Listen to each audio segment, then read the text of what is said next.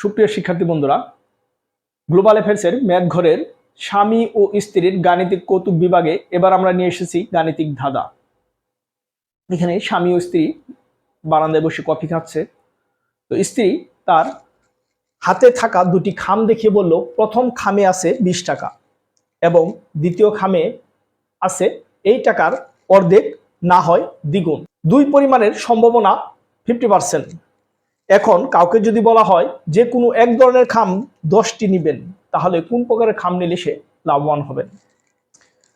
তো স্বামী বলতেছেন, আপাত দৃষ্টিতে যদি আমরা দেখি তাহলে প্রথম প্রকারের খামটি নিলেই লাভবান হওয়ার সম্ভাবনা বেশি।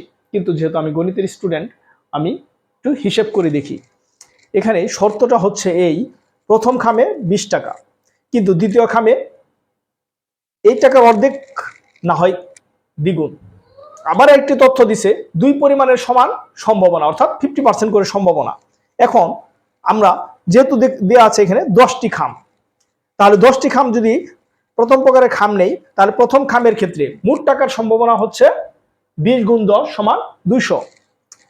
অপরদিকে দ্বিতীয় খামের ক্ষেত্রে আমরা চিন্তা করতে পারি, যেহেতু এখানে দুই পরিমাণের সমান সম্ভাবনা মানে 50%, অর্থাৎ প্রথম 5টি খামে টাকা থাকার সম্ভাবনা 10 করে, তার মানে 10 গুণ 5 যোগ দ্বিতীয় প্রকার খামে অর্থাৎ দ্বিতীয় 5 খামে টাকা থাকার সম্ভাবনা 40, তাহলে 40 গুণ 5 সমান 10 গুণ 5 সমান 50 যোগ 40 গুণ 5 সমান 200 সমান 50 যোগ 200 সমান 250। অর্থাৎ আমরা গাণিতিকভাবে দেখতে পাই যে দ্বিতীয় প্রকারের খাম নিলেই উনি বেশি লাভবান হবে। স্ত্রী বলল, ধন্যবাদ তোমাকে। স্বামীও স্ত্রীকে ধন্যবাদ জানিয়ে বলল, চমৎকার একটি ধাঁধা উপস্থাপনের জন্য। আরেকটি বিষয় এখানে স্বামী বলল যে আপাত দৃষ্টিতে লাভবান হওয়ার চেয়ে গাণিতিক হিসেব করে লাভবান হওয়াটাই বুদ্ধিমানের কাজ। ধন্যবাদ সবাইকে।